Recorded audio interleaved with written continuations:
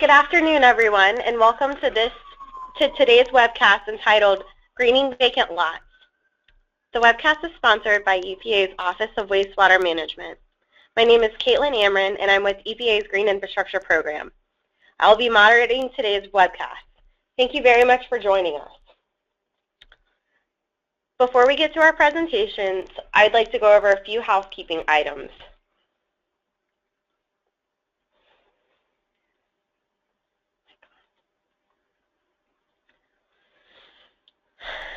Here's an overview slide of today's speakers, and we will be introducing them in additional detail in just a minute. So for some of the logistics for today, to ask a question, you will type your question into the questions box on the right-hand side of the screen and click the send button. If your control panel is not showing, click on the small orange box with a white arrow to expand it. You do not need to wait until the question and answer period to submit your question. We'll try to answer as many questions as possible at the end of the webcast. However, there's an extremely high number of participants, and so not all of the questions will be answered. Feel free to contact the speakers individually after the webcast.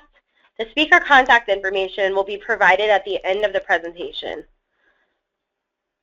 If you have any technical issues, such as audio problems, please call the GoToWebinar support number listed on the screen here. And give the assistant our conference ID number, also listed on the screen here. Today's presentation will be available on the Green Infrastructure website within a couple to a few weeks.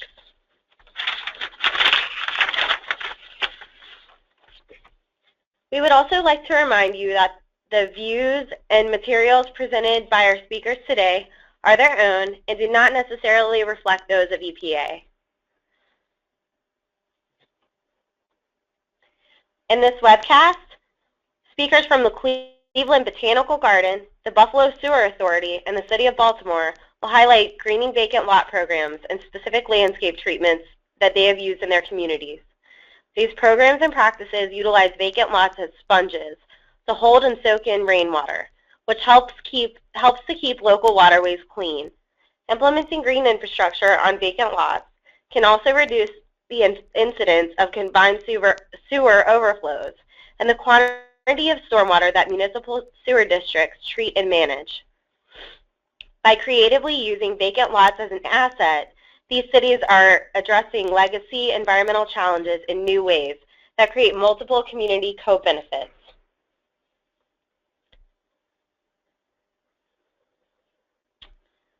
So to elaborate further on vacant land issues, we're going to have John Grosshans from the EPA Region 5 office in Chicago discuss in a little more detail an overview of our topic today of greening vacant lots. John is a planner who works with Midwest communities on brownfields redevelopment and land revitalization.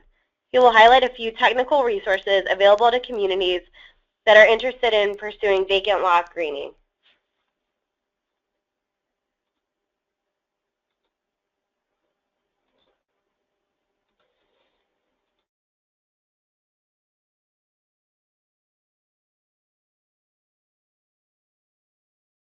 Thanks, Caitlin.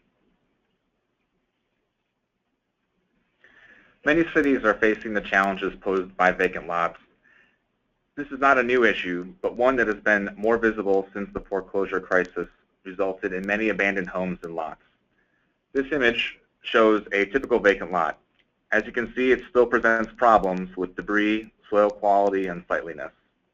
Neighborhoods with high vacancy also come with problems of declining population and infrastructure maintenance. In high vacancy areas, it's said, people may have left the neighborhood, but they didn't take their house with them.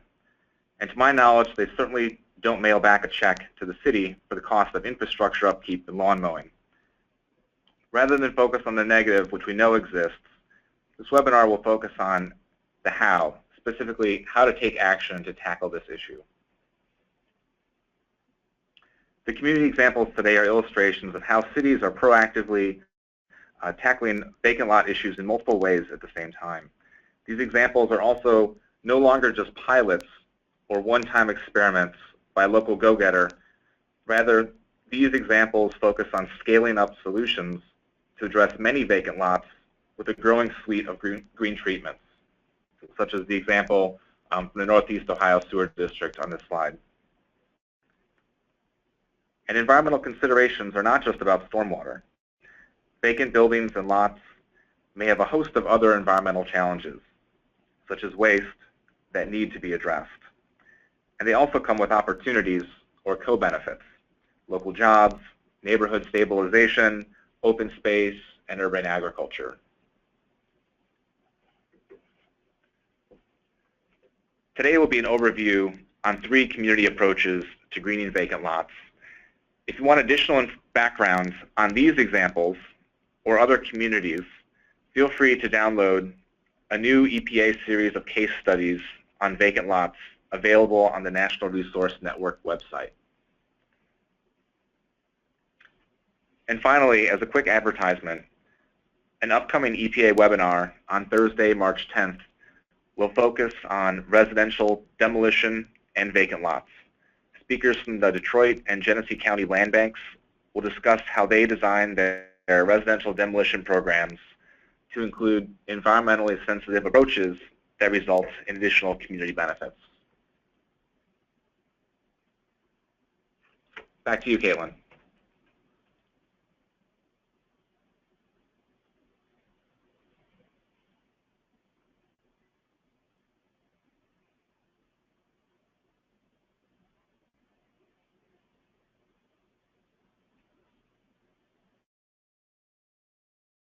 Thank you so much, Sean. With that, I would like to introduce our first speaker, Jenny Guillaume. Jenny Guillaume has been a Growing Green Initiative Coordinator since joining the Office of Sustainability in 2014. Her work focuses on developing sustainable greening strategies for vacant lots and coordinating city agencies, nonprofit partners, and residents in vacant lot transformation. She comes to this position with a background in stormwater management, working with the District Department of the Environment in Washington, D.C., as well as urban agriculture, working with a variety of farms and gardens in Washington, D.C. and Brooklyn, New York.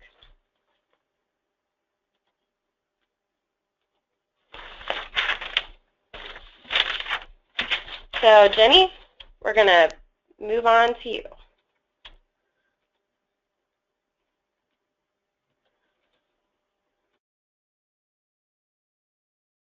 Thank you for having me. My name is Jenny Guillaume, and I work with the Office of Sustainability, which is part of the Department of Planning in Baltimore City Government. I'm going to start out by giving a brief history of Baltimore post-demolition greening strategies and give you a snapshot of vacancy today, and then move into present-day programs like the Growing Green Initiative and tools that we use. And then I'm going to drill down to specific stormwater management initiatives and projects that we concentrate on vacant lots. So to get started, here's a snapshot of Baltimore vacancy. Just to give you a little bit of history, in the 1950s, Baltimore's population was just about 1 million.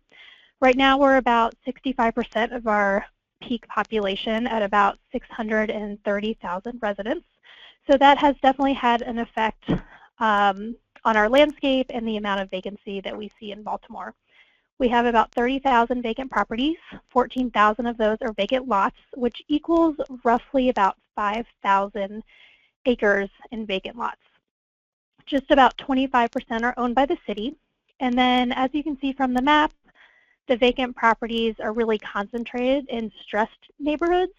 And that stressed label comes from the housing market typology, which was modeled after the Reinvestment Fund, their housing market classification system. It's based on a lot of quantitative data like home sales prices and values and home ownership rates. Unfortunately, these concentrations of stressed neighborhoods and vacancy means that there's not much development demand in these areas currently. To combat some of this vacancy, the mayor in November of 2010 launched the Vacants to Value program, which is really a comprehensive approach to getting more of Baltimore's vacant and abandoned properties cleaned up and redeveloped in a more efficient and economic way. There are 7 different strategies. The post-demolition greening and demolition falls into strategy 6, which is to maintain, clear, hold, and identify non-housing uses. As part of that launch with Vacants to Value in early 2011, these were some of the earliest vacant lot greening initiatives that the Baltimore City promoted. We have the Adopt-A-Lot program, which was revamped in 2011 to move into the Department of Housing and Community Development under Land Resources as part of the Vacants to Value strategies. It really streamlined the process. It lowered kind of the red tape and barriers for communities, associations, and residents to adopt vacant lots in their neighborhoods and care for them, create community managed open spaces, seating areas, or just simply maintain them in a way that was more pleasing for them. So we provide a link to the list of potential vacant properties. There's an easy online form. And then most importantly, we do provide water access for the Adopt-A-Lottees. It's $120 for the year for water, kind of unlimited water. The Adopt-A-Lot is a license. It's not necessarily a lease. It is just for 1 year, but if there's a community group that has been continually adopting a site, they are eligible for up to a 5-year license. Power and Dirt was part of a mayor's office initiative also in 2011 to increase just service opportunities throughout the city. One of their projects was Power and Dirt to provide resources and technical assistance and help residents adopt lots in their neighborhood. So it's kind of this comprehensive approach of rebooting the Adopt-A-Lot program, but also adding this layer of technical assistance, offering, soil, raised beds, plant material to help residents transform vacant lots in their neighborhood. I just wanted to add quickly, the side yard program is another way that the city was able to green vacant properties. If a homeowner or renter lives next door to a vacant property, they're able to purchase that property at a fixed rate that is fairly affordable. So moving into the future, over the next 10 years, over 4,000 structures will be demolished. In 2013, the mayor came out with the Change to Grow initiative and 10-year financial plan. It really accelerated the demolition component and really increased the budget for demolition and created this new blight elimination fund. Also, there was a shift into looking at more whole block demolition as opposed to just doing one demolition here or there, but really looking at a more efficient economic way to do demolition, which obviously provides a larger footprint for a potential greening project. So the city started to ask itself, what if green were a part of a comprehensive strategy for rebuilding Baltimore, and really believe that green infrastructure can provide that multi-benefit use to residents. And as part of that new blight elimination funding, post-demolition greening would receive 5% of that blight elimination fund. So now there's a dedicated funding source that the city has secured as part of demolition. So there is back-end greening funding. So in 2014, the Growing Green Initiative was officially launched. As you can see, I've talked about a little bit of the initiatives and goals that were already in place. The Growing Green Initiative really works to coordinate different city agencies as well as nonprofits and community residents to meet a lot of these goals. I'm going to talk in a little bit more detail about our stormwater management goals and our tree canopy goals as well as food policy goals. So really see as vacant lots being an asset and just combating some of the negative impacts that vacant lots can have on property. So how can we work together with city agencies to really meet a lot of different types of goals? One of the main tools that we use is the Green Pattern Book. This was released as part of the launch, and it's a guide to green vacant land, not just for the average resident, but we really wanted city agencies to pick up this book, as well as nonprofit partners and community-based organizations, and wanted to provide a roadmap for them to be able to complete, really, design and complete and implement a vacant lot greening project in their neighborhood. We identified 8 different possible patterns or greening treatments that could be implemented on vacant lots based on our kind of most common vacant lots, whether it's corner lot, whole block, or scatter tooth. We came up with a blueprint for each of these 8 different patterns. The book is organized to really help the user through site selection, what types of leases and permits might be needed to implement one of these green patterns. Also, site layout and implementation is really important. We gave a brief section on maintenance. What is it going to take to actually maintain some of these different patterns? Most importantly, we provide a huge list of resources, whether it's grant agreements or grant opportunities or soil amendments that the city might be able to provide. We kind of list that all, and also provide local successes and examples so residents or city agencies can actually visit some of the sites that have been implemented to date. Next, I'm going to go through each of the different green patterns and talk a little bit about the initiatives that we have for each. The first pattern, clean and green, really this is just meant to stabilize vacant land and as a temporary land holding strategy.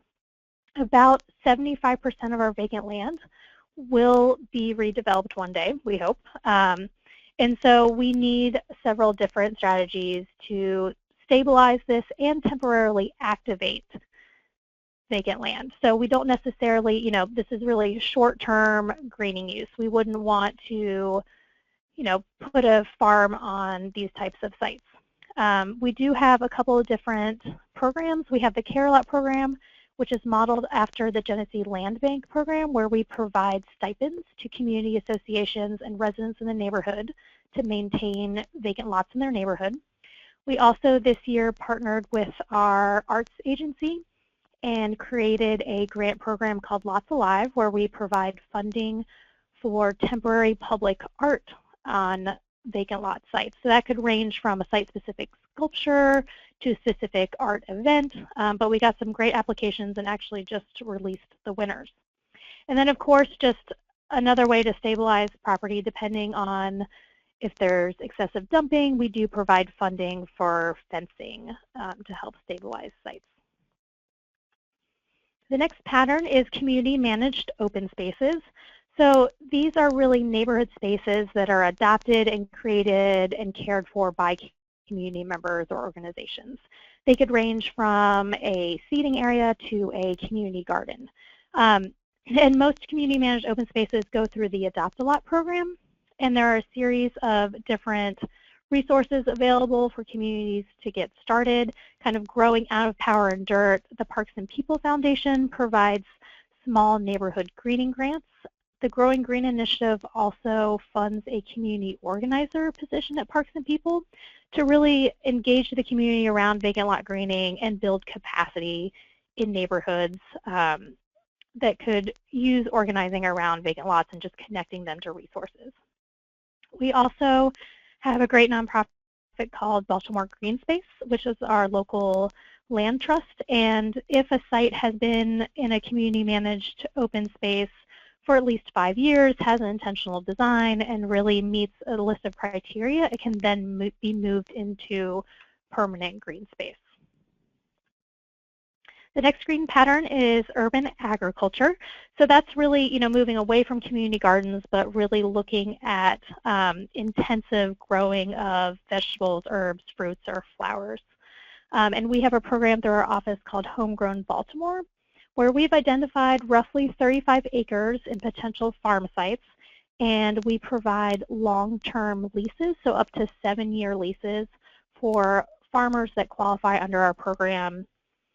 And we give them some capital improvements to the property and then they have 7-year leases that then can also be renewed for a low cost. It's about $100 a year to lease land from the city, and we help farmers find the appropriate piece of property for them. The next green pattern is green parking.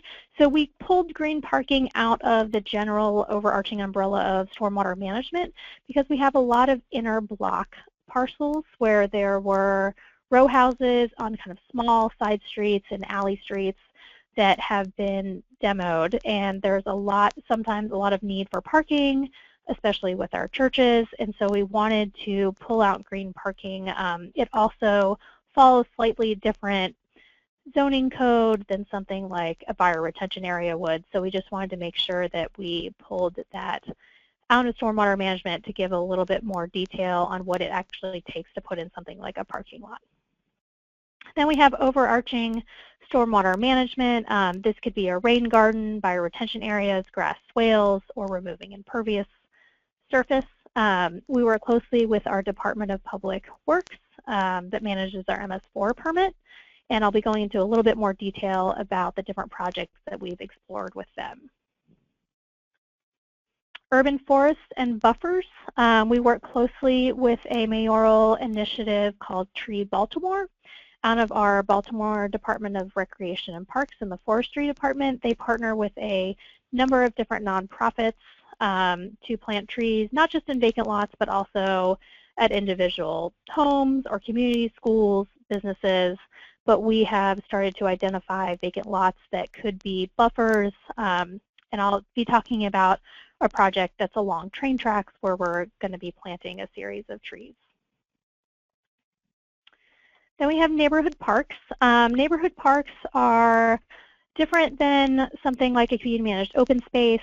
It's usually a permanent green space that has some sort of recreation facility. As you can see, there's a playground in the far background there in this picture. This site was actually a row of row houses at one time that were demolished, and then due to the lack of kind of traditional recreational park facilities in the neighborhood, the Department of Recreation and Parks actually took this parcel now into their inventory. So they're programming it and now maintain it. So we have a great relationship with them where if there's a site that we've identified that would be appropriate for their inventory, they are willing to take that site on as part of their inventory. And then finally, we have mixed greens, which is just a combination of all the different, or could be a combination of different greening patterns.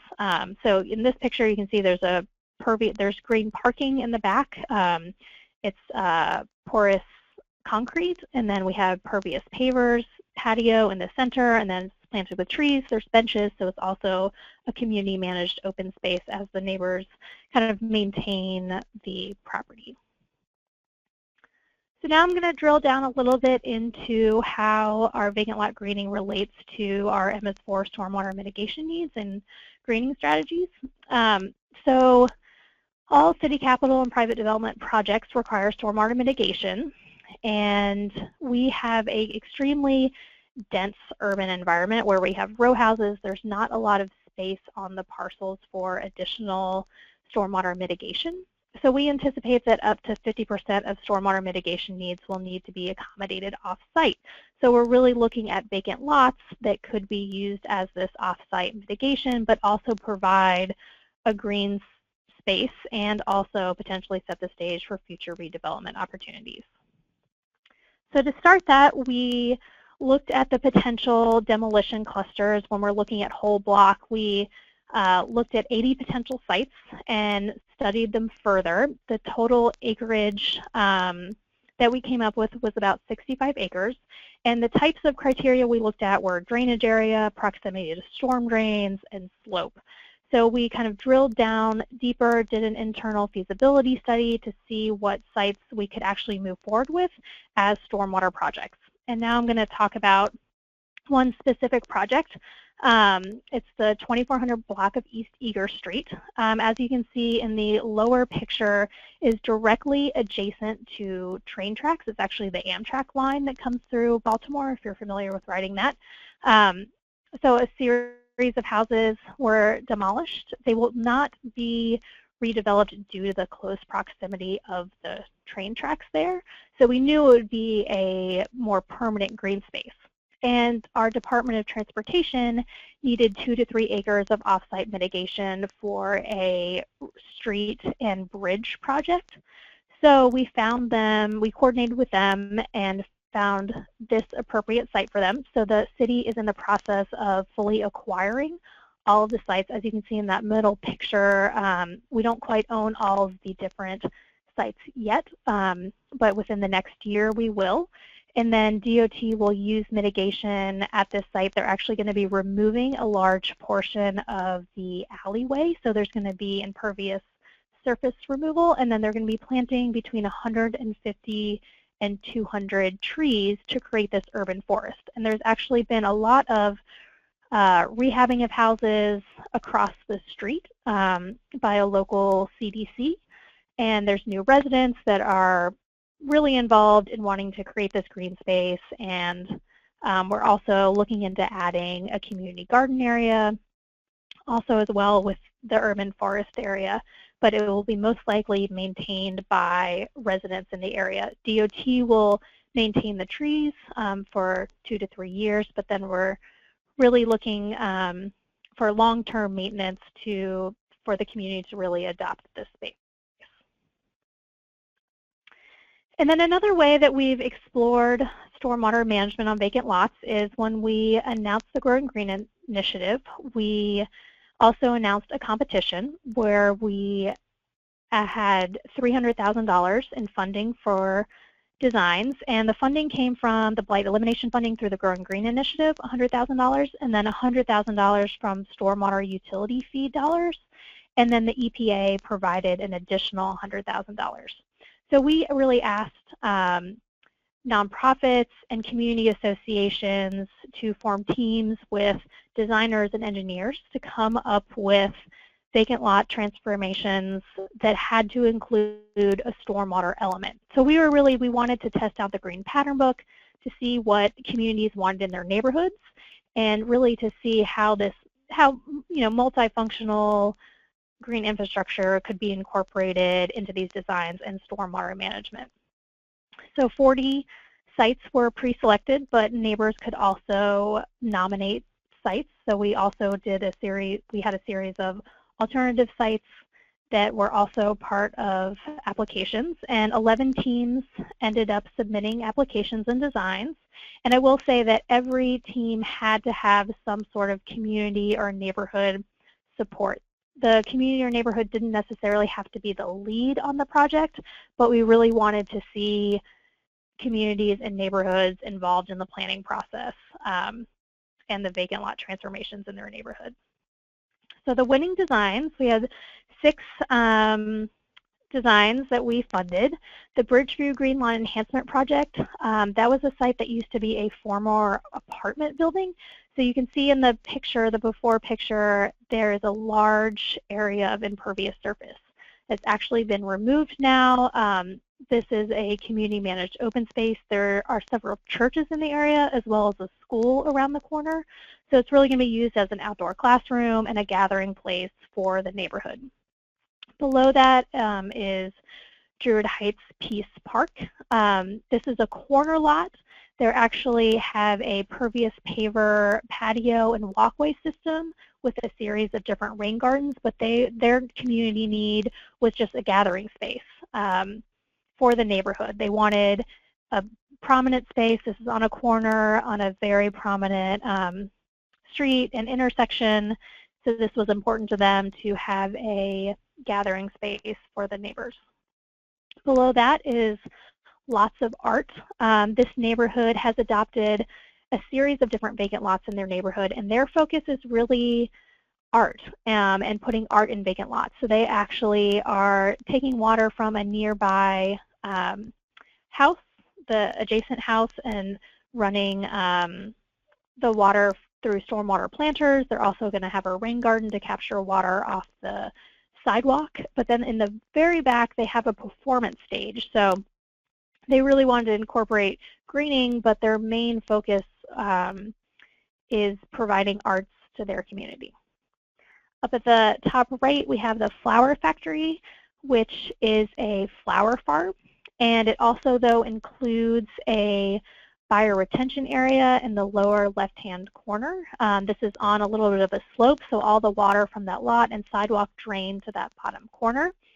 It's very important to the community at the top kind of right side of the lot that there was a neighborhood gathering space. That's also where they're going to have a neighborhood sign. So the farmer was very willing to work with the community to come up with not only a crop area for his urban agriculture project, but wanted to be very integrated into the surrounding neighborhood and really engage residents in this vacant lot parcel as well. Below that, we have Dayspring Green Parking. We're very excited to see a green parking project come up. There's going to be interlocking kind of concrete pavers that have space in between them. And there's also going to be a rain garden that captures water from the sidewalk and the parking spaces. But this is to help a homeless facility that's across the street with their parking needs. And then finally, we have the Gateway Garden, which is on a busy road and corner. And behind the Gateway Garden is a school. So a lot of kids use this as a pathway and walkway to get to school and from school. And so there's a lot of, there's a large bioswale area and native plantings. And then they also have an artistic component with these kind of large windmills. And if you go to our website, you can see we have a map that shows the progress of all of our different sites. So you can see it kind of in real time. I have just a few more minutes, so I just wanted to go over a few lessons learned from our competition. If you are a city that are thinking about this, the permitting process did take longer than we initially anticipated. And a lot of groups, I don't think were prepared for the permitting process. And a lot of them needed to hire an engineer. A lot of groups already had an engineer on their team, but it was important that we go through the permitting process so we could meet Maryland Department of Environment's requirements so we could get credit actually for the MS4 permit. So we definitely we thought these projects would be completed last year, but we're hoping for all projects to be completed in the spring. But I think that was just one thing to factor in is the technical expertise that was needed to work through our permitting process. And I think it also has shown us that for really small groups doing stormwater projects, we might need to streamline our permitting process. So with that, my presentation is concluded, and I'll turn it back over to Caitlin.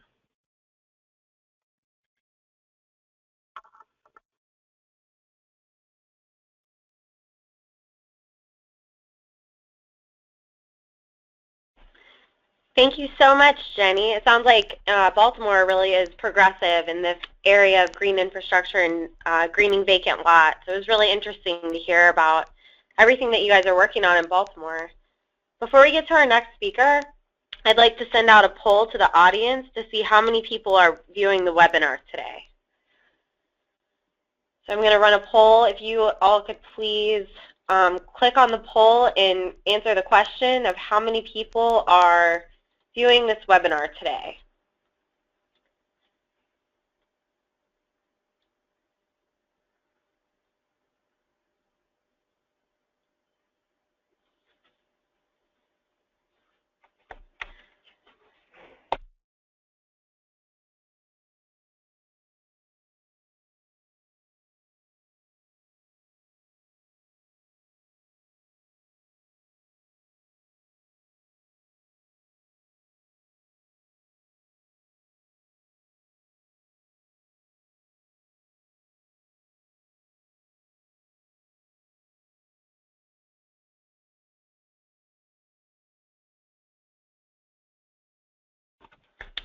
Everyone, please do not write it in on the Q&A submission. It is a poll that should pop up on your screen, and it's multiple choice.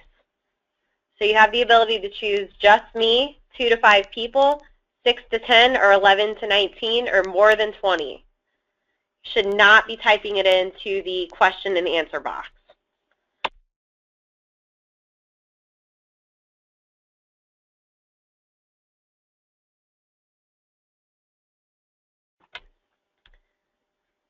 Thank you to those of you answering in the poll. We're going to go ahead and move on to our next speaker, but I'll leave the poll open for those of you who have not answered yet. I am pleased to introduce our next speaker, Julie Barrett O'Neill. Julie Barrett O'Neill serves as a Green Program Director for the Buffalo Sewer Authority, overseeing implementation of the authority's $93 million green infrastructure combined sewer overflow reduction program.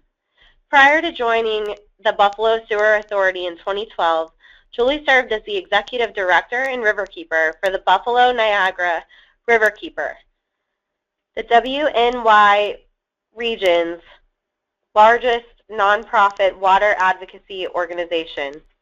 Julie is an attorney and holds a master's degree in urban and regional planning, as well as an undergraduate degree in environmental studies. So now I'm going to pass it over to Julie.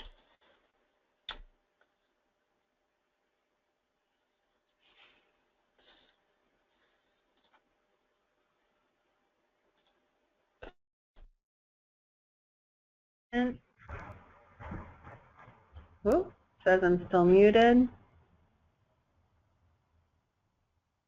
I'm having a little bit of a technical, there we go. I'm trying to share my screen.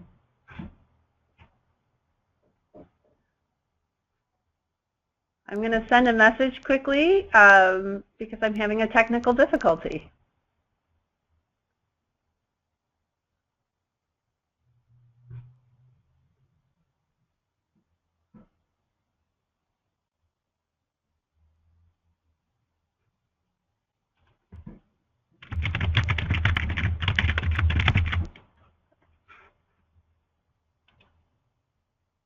All right, here we go. I think you can now see my screen.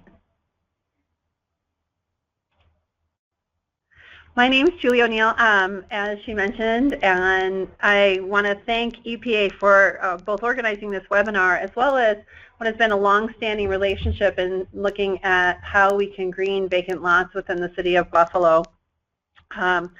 The city, my presentation today is going to focus a lot on the intersection of sewer management and vacant lots within our city, but this is really the second or maybe even the third generation of greening practices that have been applied to both our demolition and vacant lot program.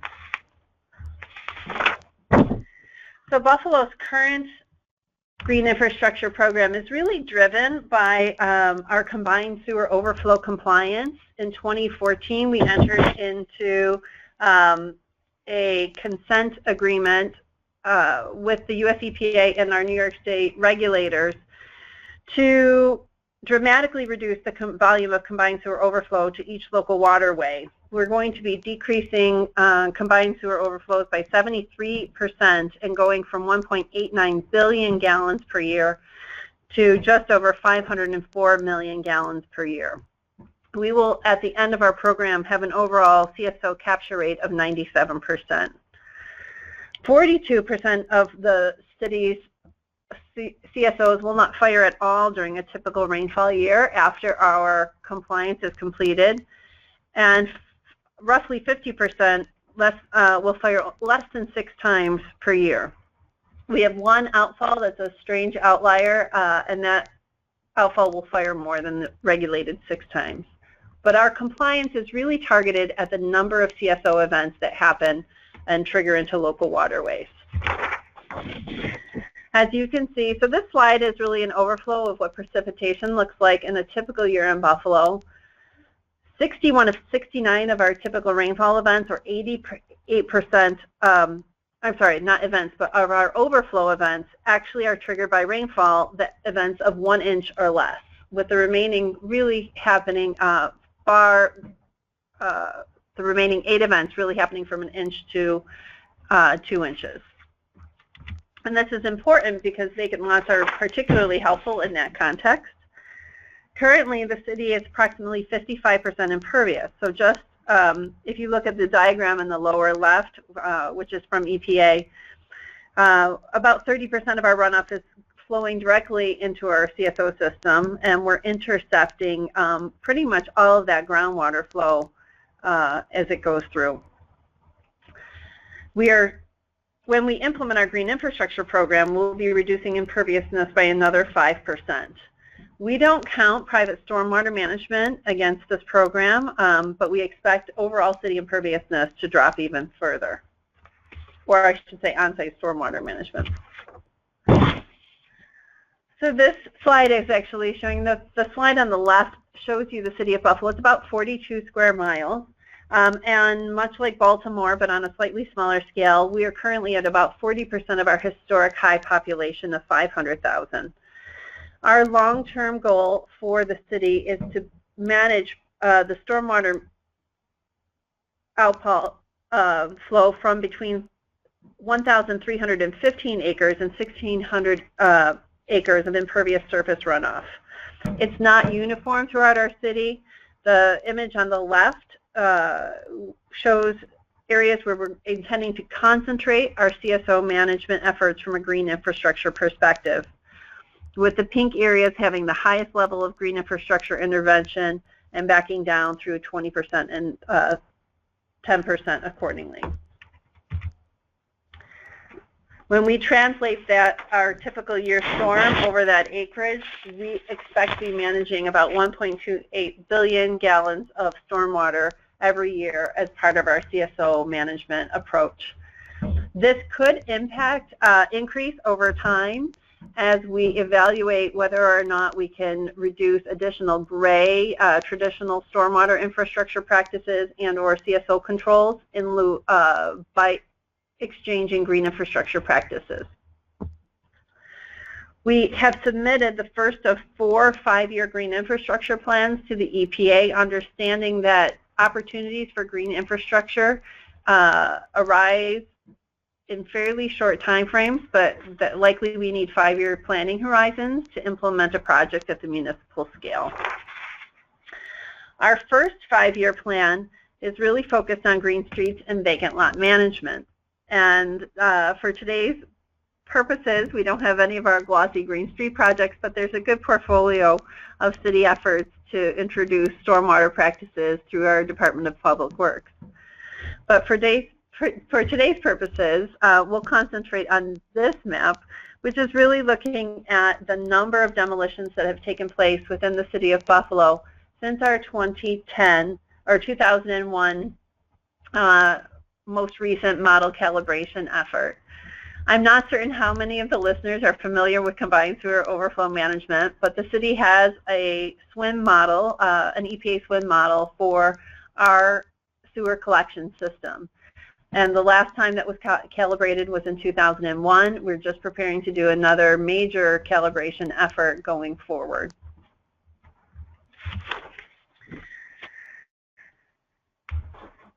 Since the time of our last model calibration effort, we've done over 5,000, actually 5,300 demolitions involving 400 acres of residential land and 110 acres of commercial property.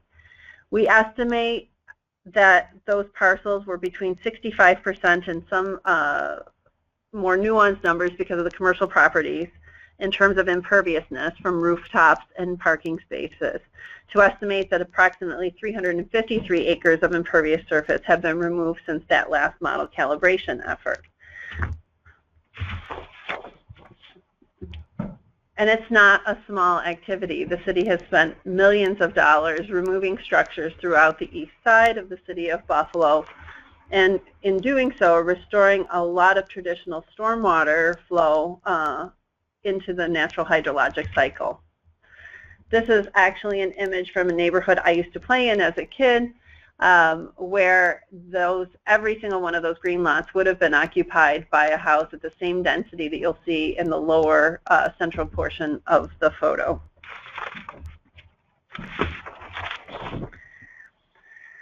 So the Sewer Authority is actually, sorry, I'm going back that slide, one of the first, to the best of our knowledge, communities that has actually received EPA and DEC approval to count the demolition practice itself as the removal of impervious surfaces and therefore part of our stormwater management program.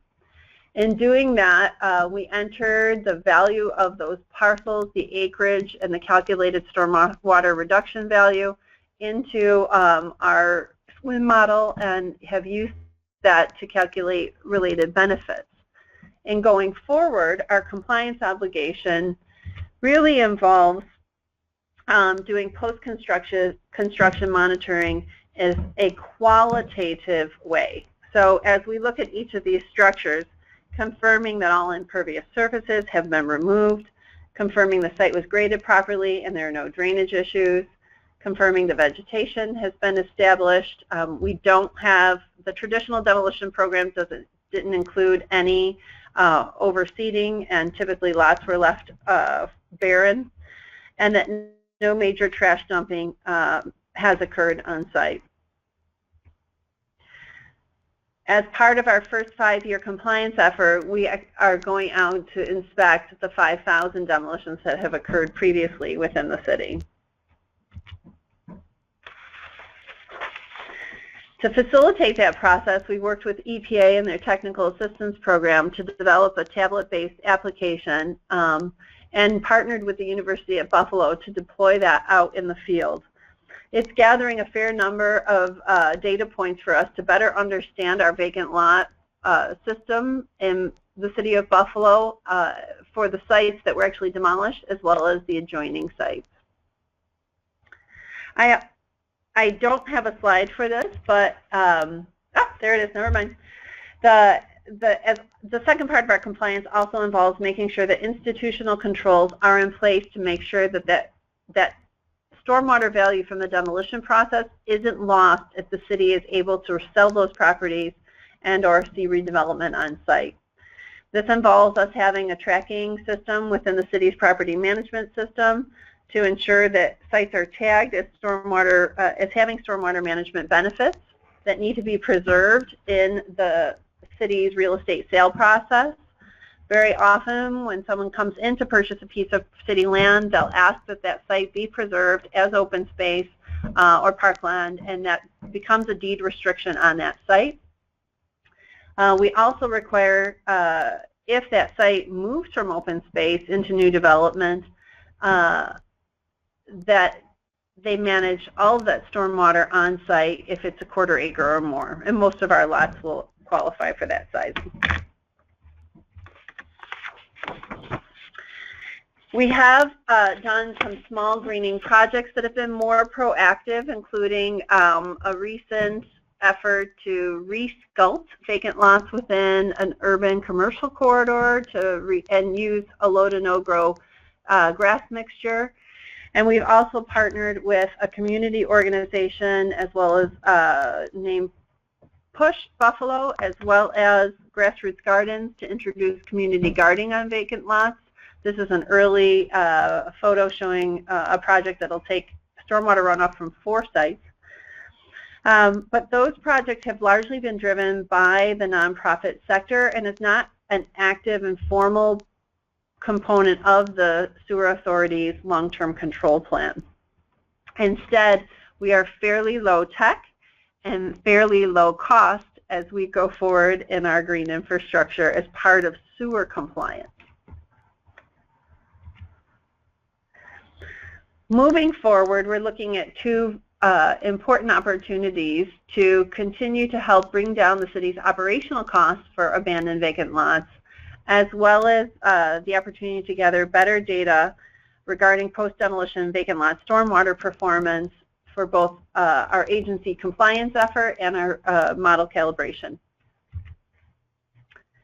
As we currently, our demolition practice involves removal of all structures, including foundations, walls, and any pavement, eliminating any utility connections, including water and sewer service, preserving existing trees, but clearing smaller vegetation, filling the basements with clean soil that currently has a minimum 60% clay content, which is not typically known for great stormwater management.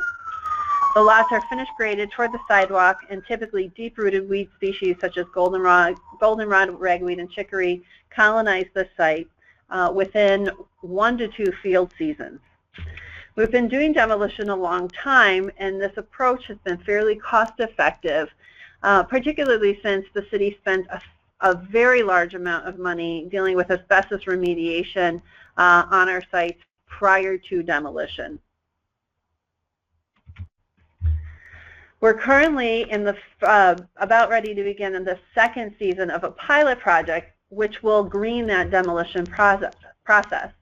We're going to be separating contracts for demolition and the finished landscape work so that we're not asking rough, heavy equipment operators to do fine finish work that is designed to minimize soil compaction. We have eliminated the clay minimum and encouraged our vendors to give us higher quality finish and fill material for the basement area. The demolition contractor leaves the site 4 to 6 inches below grade, and then we've contracted with a community-based green jobs organization to perform all of our finish work, which is essentially a very basic 4-step process to scarify, fill, roll, and seed those sites. So going on to a post-demolition site, we're very often finding a fair amount of debris. Even if the site has been carefully inspected, as they start to scarify, we uncover materials that may not have been evident to the demolition inspector. We're bringing small equipment scarifiers in order to break up any compaction that happens in the demolition process. We bring site on with small equipment fill and then hand rake it. And again, we're working with typically formerly incarcerated individuals and those coming from poverty as part of our Green Jobs program to move this program forward. Obviously, we're doing some basic rolling, and these sites are small. They're very often within tight urban neighborhoods. So we're not using larger equipment. We're hand rolling and then seeding. We're exploring both dry seeding and hydro seeding this season as an opportunity to both better support one of our local hydro seeding businesses within the city and to verify the viability of doing this low to no grow grass mixture.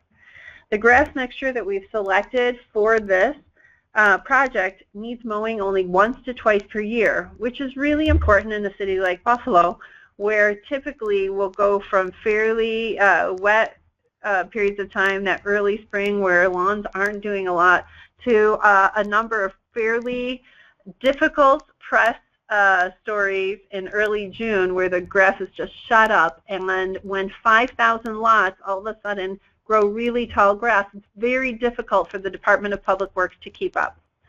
And therefore, we have instead chosen a low to no grow grass mixture that is supposed to top at 6 inches per year. The roots of that particular grass mixture are known to discourage weed growth, and we know that we can typically get to maintaining these lots once or twice per year. So this is really more in line with realistic expectations in areas of the city which really don't have a large workforce available to maintain lots. And so this season, we've done 75 lots. We're partially complete with another 15, and we expect to do another 140 lots in 2016. This project will examine the stormwater, financial, and operational success of the program to determine if these changes in specs might be viable for the city's demolition program going forward. We've already learned a fair number of program constraints that are driving costs up, including things like basic insurance requirements and bonding for small organizations working in the city, the need to use smaller equipment because it's within a tight urban context. And so we're really looking for economies of scale to determine if we can do this on the full demolition program annually.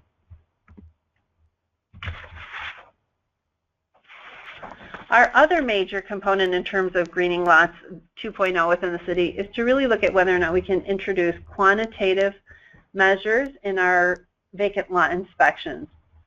And this was a project that we partnered with the EPA on, as well as the University of Buffalo, to determine whether or not it was practical for us to be able to do slope, soil type, infiltration, compaction, and invasive species measurements within each site within a reasonable period of time to make sure that we could gather the data and generate higher confidence level in terms of the likely stormwater performance of all of these vacant lots. And again, we're currently looking at whether or not we're able to integrate that into our PC-SWIM model calibration effort. As we introduce additional data points, the modeling becomes more complex. And these are just a couple of photos from field crews out looking at various sites along the city. And very often we're looking at, large commercial sites that've got very difficult compaction, even post-demolition. So going forward,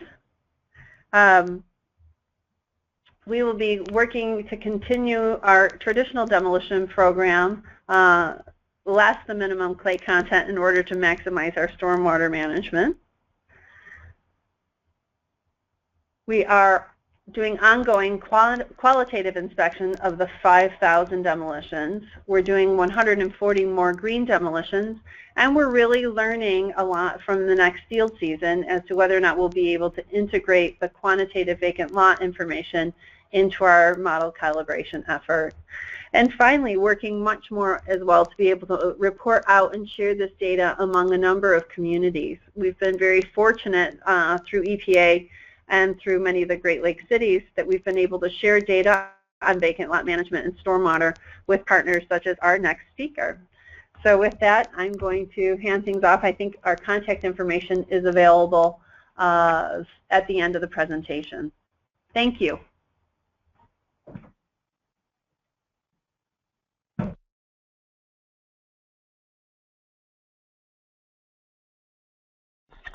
Thank you so much, Julie. It sounds like you have a really wonderful progressive program in Buffalo. A lot of interesting projects going on, very dynamic. I'm pleased to introduce our last speaker, which is Sandra Albro. Sandra Albro investigates how improvements to existing soils and addition of plants improve the ecological and social value of vacant urban land. Her topics of interest include stormwater management, low maintenance plants, and human use of urban green space. She is a project manager for Vacant to Vibrant, a Great Lakes Protection Fund, a supported initiative to evaluate the successes of clusters of small green infrastructure projects which are used to achieve multiple community benefits in cities such as Gary, Indiana, Cleveland, Ohio, and Buffalo, New York. She is also a project manager for a U.S. EPA Urban Waters project, which closely examines the use of soil remediation and green infrastructure for stormwater management in an intensively treated Cleveland neighborhood. And with that, I will pass the screen to Sandra.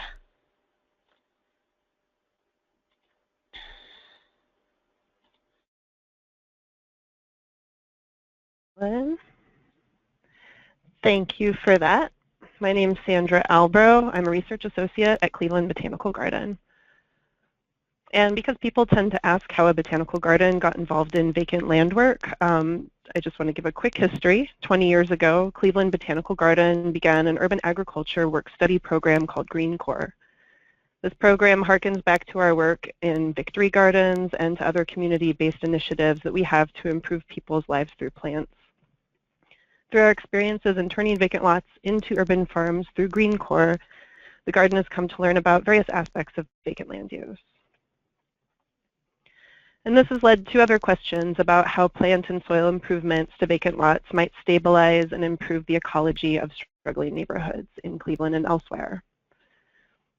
In particular, we became interested in whether it was possible to bring similar social and environmental improvements that we had observed with Green Core, but maybe with less investment of labor and money than urban agriculture requires. So much like Baltimore and Buffalo, Cleveland has experienced a significant loss of population since its peak in the 1950s at about 915,000 people. Today we have about 42% of that population, or around 390,000 people. And this is what a neighborhood named Slavic Village looked like close to its peak. So you'll note the closely packed houses. In some cases, there are 2 houses on a parcel. And the yellow star marks a local landmark called St. Stanislaus Church. And that'll be marked in the next 2 slides just as a common reference point. And this is Slavic Village today. About 20 to 25% of the land area is vacant, and another 1/4 to 1/3 of the houses that you see are standing vacant as well, and that varies across the neighborhood. And a lot of those houses will later be converted to vacant land.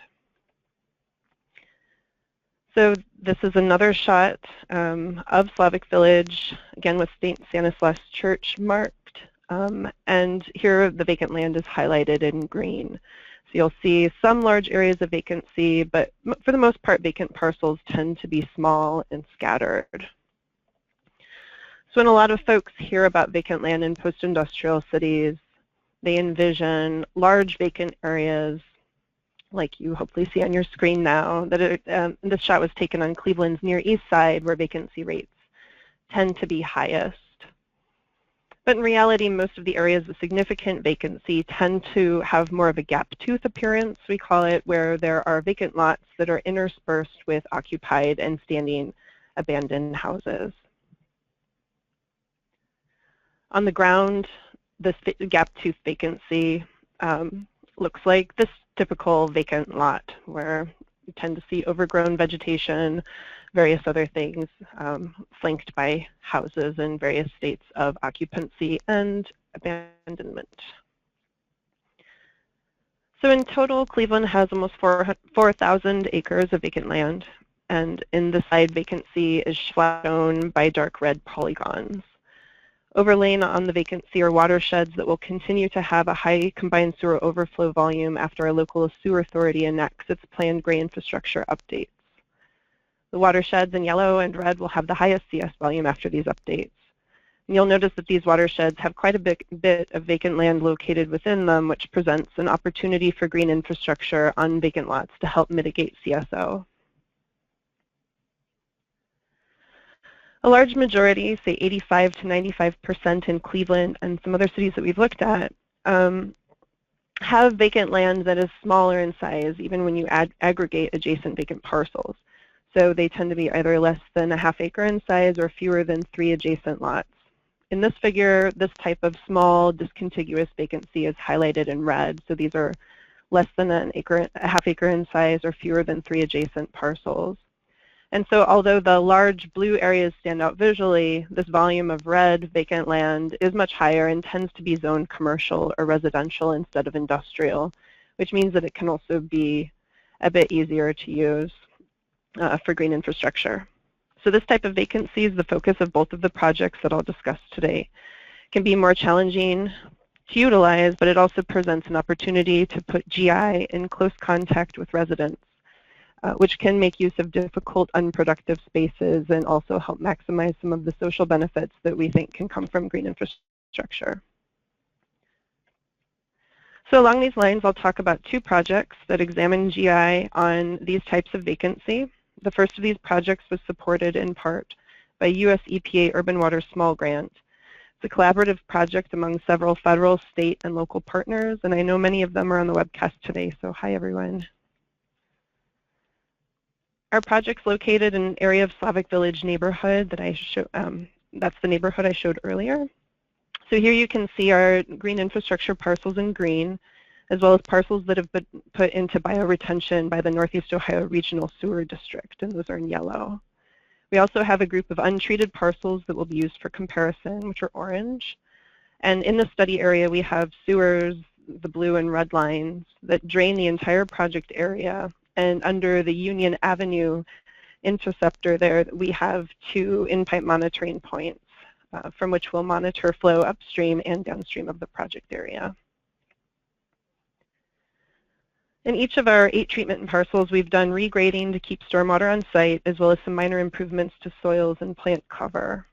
Based on prior work that was conducted by project team members from US EPA's Office of Research and Development, as well as U.S. Geological Survey, we knew that this part of Slavic Village tended to have naturally sandy soil that was good for infiltration. We were also careful to choose lots that already had a favorable slope that was either neutral or downhill relative to the street. And by taking advantage of existing conditions in this way, we were able to keep our project costs pretty low. Unlike many bioretention areas where there's excavation to 1 to 2 foot depths and backfill with engineered soils, here we've tried to take advantage of that existing sandy soil. And so there's just about 6 inches of backfill into the bioretention areas to provide a good growing medium. So in general, this project is trying to push the envelope in terms of how little you can still do to modify a vacant lot and get significant stormwater control. On the rest of the lot, we covered existing soils with compost topsoil blend to provide a good growing medium, and we established low maintenance lawn. So in this slide, you see the low-mow lawn on the left with the bioretention area in the back, and on the right is normal vacant lot vegetation. And this was in year 1. So in year 2, the distinction isn't quite as distinct as it is in this slide, but it does continue to do pretty well on a lot of these parcels. So low maintenance lawns require special care to get established, and there are some differences in its ongoing care. But it can be worth the investment if there's ample attention given to this learning curve. The mix we use is a combination of yarrow, fine fescue, and microclover. I like this mix because the yarrow and the fine fescue tend to tag team across different light exposures, and so that they provide fuller coverage across the entire parcel. And then, of course, the clover provides nitrogen. Within the bioretention cells within each lot, first we planted those areas with flowering prairie plants like a traditional rain garden, and we did this a couple of times because of various problems that we were encountering. However, because of these problems and also in the spirit of keeping these as low maintenance as possible, we're in the process of changing the vegetation to a slightly taller grassy area with a single tree. So something that still absorbs stormwater, but that is a bit lower maintenance. So in this slide here, you see some of the challenges that are faced by our project and by vacant lot projects in general. We originally had 9 treatment parcels. One of them, which is the one that the kids are playing on here, was decommissioned after we found out that we had put it on their football field inadvertently. So here I'd like to give a shout out to Slavic Village Development, who's the local CDC who partnered with us on this project. They have a good relationship with their community, and they've been an essential partner. This particular example highlights informal use of vacant land that can be incompatible with green infrastructure. Normally, these problems would have been known to the CDC, and in fact, there were several instances where Slavic Village Development steered us away from known problem areas, and this is just one example that fell through the cracks. The rain garden that they're running through in this photo had already been planted twice with flowering rain garden plants, and you can't see any of them. So illustrated on the right, we've also encountered problems related to dumping, to mowing. So either one of the things about low mow is that it does require a higher minimum mowing height, and our lawns have been cut too close both by private contractors and also by city maintenance crews that have come in. Our rain garden has also been mown in a lot of cases. And then we've also encountered vandalism, like having people go mudding in their trucks on our vacant parcels.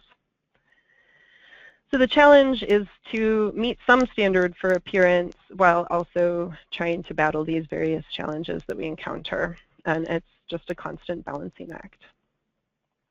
So there have been some problems. We've redone different aspects of the project a couple of times in search of a good solution. But for being very low cost, the amount of stormwater that we're capturing is significant. So in this slide, in the top table, the first row is the vacant lot, and that represents the pre-treatment condition.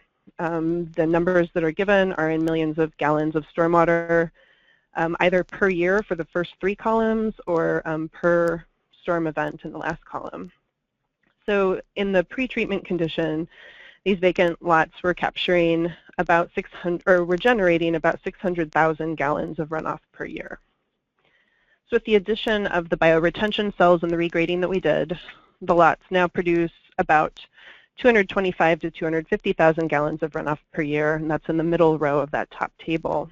or that's about a 55% reduction in runoff just from the simple treatment. On some parcels, we can add downspout disconnects or curb cuts that can expand the catchment area, and that's in the third row. So if we were to add some of these downspout disconnects or curb cuts that we've identified, we could expand the catchment area from 0.87 acres to just over 1 acre. And diverting these areas would help offset some of the remaining runoff that's left on site. So we would end up with a net runoff volume that's about 90% less than the parcels generated prior to treatment. And that's the last line of that table. So in the bottom table on this slide, I've tried to put a dollar value on the cost per gallon of CSO reduction. And so basically in this neighborhood, we know from the sewer districts that about 7 gallons of stormwater runoff produce 1 gallon of combined sewer overflow. At $5,000 installation costs for the bioretention cells, grading, and low maintenance plants, it would cost about 78 cents then per gallon to reduce 1 gallon of combined sewer overflow in the first year. Operations and maintenance after that time would depend on how frequently lots are mown, and mowing usually occurs for aesthetic reasons, of course not because of any functional reason on the parcel. And but those O&M costs would be estimated to be 15 cents to 35 cents a gallon. It could be lower if we were to mow, say, once a year or twice a year, like Julie had mentioned. And then if we were to add these curb cuts and downspout disconnects, so the added cost of about $20,000 across the entire study area. In our area, that would buy about 2 curb cuts and 4 to 5 downspout disconnects. For all that extra volume that we'd be capturing, our cost per gallon would stay the same at about 78 cents per gallon in the first year of CSO. But then annual maintenance costs would be much lower, of course, for those areas than it would be for mowing the body of the vacant parcels. So in comparison, a target figure for a lot of gray infrastructure investment is around 75 cents per gallon of CSO mitigated or lower. But a lot of green infrastructure projects, including some that we've seen locally, and including some of ours, cost more in the ballpark of $2 to $4 per gallon or more. I've even seen projects that cost about $10 per gallon. So in these early stages of GI implementation, the higher cost for proof of concept can be tolerated, but our project is seeking to explore an alternative that's a bit more on par with the gray infrastructure. And it's a basic project, but it's replicable and scalable and can achieve significant capture over the standard vacant lot. So the next project that I'll discuss is Vacant to Vibrant. It's supported by Great Lakes Protection Fund. It's a 4-year, 3-city project that is examining the effectiveness of small GI projects that are clustered within neighborhoods to help with both neighborhood stabilization and stormwater management. So it is similar in some ways to the urban waters projects that I discussed, but this project, Vacant to Vibrant, has a much larger emphasis on the social function related to recreation and neighborhood beautification, and also some of the process elements like regional connections and information sharing among groups. So this is the typical vacant lot that I showed earlier. This is a before shot of one of our parcels, and you should see coming up next what the parcel looks like today after our treatment. So in this one, we've added native perennial plants and bioretention cells. On other sites, we've added playground equipment. So you'll see a slide with a swing set, and this is a site in Cleveland in the Woodland Hills neighborhood. And then in other sites, we've added artwork, like in Gary, we have a sign that announces the community, which is named Etna, and each of the letters of the sign sit within a bioretention cell that's planted with natives. We also have sites in Buffalo, and we are also working with People United for Sustainable Housing, which is one of the organizations that Julie mentioned previously. And in some of these projects, we've added pervious pavers and meeting places, and also native perennials. So the average construction cost for each of the Vacant to Vibrant projects is $18,000. And we've added bioretention to all of the sites, and we've tried to integrate that with recreational need that's been identified by the community. The recreational component, as you've seen, varies quite a bit from very passive use, like simple beautification, to more active use, like playground equipment. The bioretention areas will be monitored over the next year to determine how much stormwater they're collecting, and we'll also be watching to see whether this stormwater management function of parcels can coexist with recreational use. I think that'll probably depend a lot on whether this is the passive or more active use. So to keep maintenance requirements to a minimum, we started thinking about maintenance at the design stage, asking our designers, Jason Kettner from Implement and Sean Burkholder from University of Buffalo, to keep numbers of plant species and design elements to a minimum. In general, across all of our sites, we've tried to reduce mulch areas, and in some areas we're going back to try and reduce the mulch further, just because that requires some upkeep, but also we're seeing that mulch in areas that remain kind of wet. The degradation of that mulch may also impair plant growth and maybe even infiltration of water into those soils. We also try to reduce maintenance by using perennials and low-mow lawn in all of our sites. So this is an example of a site that would need monthly or bi-monthly mowing during the growing season, or even less if we could get the health department to tolerate that. And it would take about 4 person-hours per quarter estimated for plant care and cleanup. Our lot in Buffalo would also take about quarterly cleanup, just a few hours once a quarter, and then monthly mowing and we've tried to reduce the lawn area that would require mowing too. On one of our sites in Gary, we've established a natural area in the rear of the lot that will only need annual mowing, and we've designated that, or we've delineated that with a bollard fence. And then we're using low mow in the front of the lawn to reduce the mowing requirements.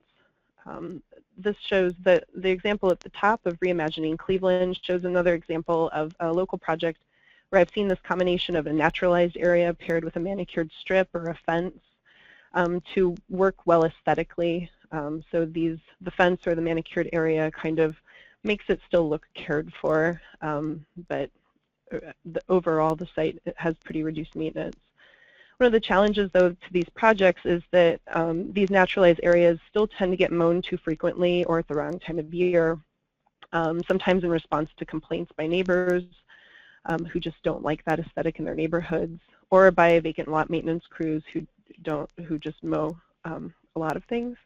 And so we're trying to figure out how we can better designate natural areas so that those are understood and tolerated. So one of the aspects of this project that I like is we're also working to increase the local capacity for communities to do maintenance of their projects, our projects and ones in their communities like them. So as part of Vacant to Vibrant, each neighborhood will also get a plant nursery where they can produce plant stock themselves that will go into some of these types of plantings. This is an example of the Buffalo nursery that's operated by Push. And so the sites in Buffalo will be owned, installed, and maintained by Push. And of course, they're a nonprofit organization, and they're currently experimenting with spinning off a for-profit venture that's focused on operations and maintenance of sustainable land use practices across the city. In Cleveland, our Urban Ag Work Study program, Green Corps, will expanding their curriculum into other types of sustainable land use. And then we'll be building our plant nursery this year on one of the Green Corps farms, and they'll assume maintenance of Vacant to Vibrant sites as part of their curriculum. And in Gary, the City of Gary has started an urban conservation team that will employ Gary residents in the care of public green space, including several green infrastructure projects that they're undertaking there in the city. In total, among the 3 cities, we have 3 different types of community partners involved in maintenance. And these partners in all 3 cases have also turned out to be either the owner or the leaser of the land that they're working on, so that may be significant in some way for operations and maintenance. And over the next year, we'll be keeping an eye out for lessons learned from the Vacant to Vibrant project, and as we start to analyze how well this paired recreation and stormwater management approach works on vacant parcels. And so with that, I would like to thank the many collaborators, only some of whom are named here. And if you would like to read more about our project or download design plans, you can see those at cbgarden.org/B2B. Thank you.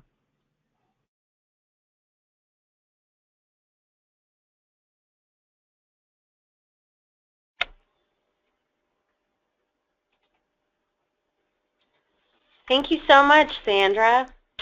Well, we actually do not have enough time for question and answer today.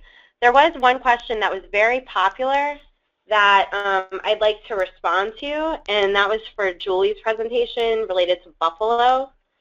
And a lot of people wanted to know the no-low-mo mix that was used in buffalo. This is not an EPA endorsement for anything. I'd like to provide that disclaimer, but the mix that they use in buffalo was called Prairie Nursery No Mow. That's Prairie Nursery No Mow.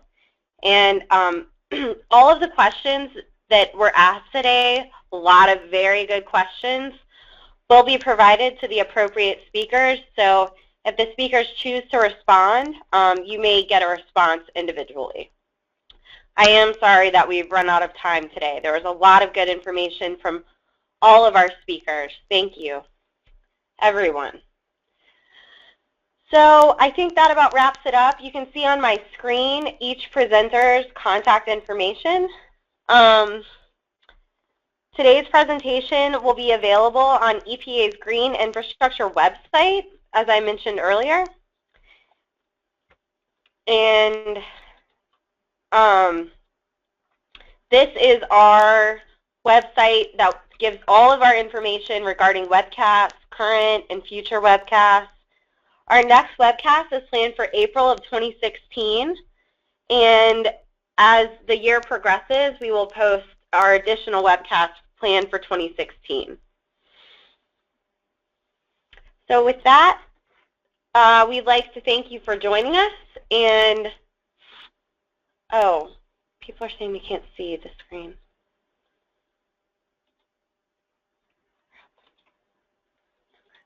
Okay. Well, so thank you, everyone. Have a nice day.